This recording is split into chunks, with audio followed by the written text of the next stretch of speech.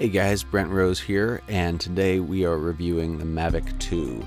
We're going to look at the Pro and the Zoom, and what we're looking at first is the Pro, which to me is the more interesting of the two drones because it has that 1-inch Hasselblad sensor and it shoots just incredible video. I mean, look at the detail in that. Even in this clip where you can see it's a bit shadowy, the details are really nicely preserved. In general, things just look great, and it also has a D-Log mode where you can shoot a higher bit rate. So let's look at that now. This is just the D-Log, standard very flat color profile, and then I just downloaded a handful of D-Log LUTs that various people had made. This is DJI's right here, and this is a more cinematic one that somebody else made. We got a couple more here. These are all free that I was just able to download. There are paid ones as well, and you can tweak all the parameters to your liking. But you can see it's just incredible how much information and color detail is preserved. This is no LUT, and then just applying DJI's LUT here. Yeah, the detail's incredible. You can see plenty of stuff in the shadows. The colors really pop. So if you have the time and you're going to be editing anyway, I say shoot D-Log. But the good news is just the normal settings right of the camera look really good too, and we're going to go back to that now. One weird thing that happened when I was using it in auto white balance mode, you can see around here these beautiful oranges start turning into weird mauves, and I don't know why it's doing that. I talked to DJI about it, and hopefully it'll be fixed, but either way you can just not use auto white balance and solve it for yourself. I filmed this in Valley of the Gods in Bears Ears National Monument in Utah, and you really just can see so much detail in the shadows and in the tiny little rocks and bushes, and it was a really great testing ground for this.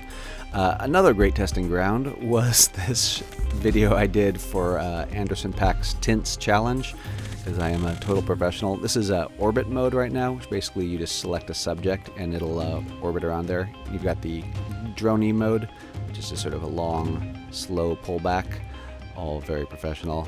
This was a spiraling mode that I really like a lot, where it's pulling back and circling around the subject. It did all these things really, really well. It's got some new smart modes as well. Now, while subject tracking has been a feature on DJI drones for a little while now, this is just so much better because the Mavic 2, both models, have object avoidance sensors in every direction. So as long as you're going under 12 miles an hour, which I definitely was on this run down a sketchy hill, nice job avoiding a branch there, it follows you really well. It can do up and down terrain. If you turn off obstacle avoidance, it can go even faster. But I was just really, really impressed. I mean, I was trying to trip it up here by dodging around trees and stuff, and you know, it's not exactly super smooth, but you know, you could be forgiven for thinking that there is a human holding the camera and following me around. In general, it did a really, really nice job. That said, it's certainly not infallible. I managed to lead it into this cave of trees here, which it got into but could not get itself out of. So you have to grab the remote and lead it out in those situations. This is a profile follow, which before that you didn't have any obstacle avoidance, and it's going to stop right here. You can't really tell, but there was a branch just inches away. It did a really good job of avoiding that. The drone also has hyperlapse mode, which is a new feature, and while it's a cool perspective, it's not totally smooth because it isn't stabilized, and yet it's also limited to 1080p for reasons I do not understand, so that feels like kind of a miss there, unfortunately. Now we're going to get over to the zoom. So this is 4K in the zoom. It looks good. I mean, if this were, you know, fighting against another drone, you'd probably say it looks really good, but against the Mavic 2 Pro, not so much. It does let you push in double when you're shooting at 4K, so from 24mm equivalent to 48, which is a nice feature, but if you really want to do zoom, you have to shoot at 1080p. And then that lets you shoot all the way up to 96mm equivalent. So you get a 4x zoom, but only 2x lossless zoom.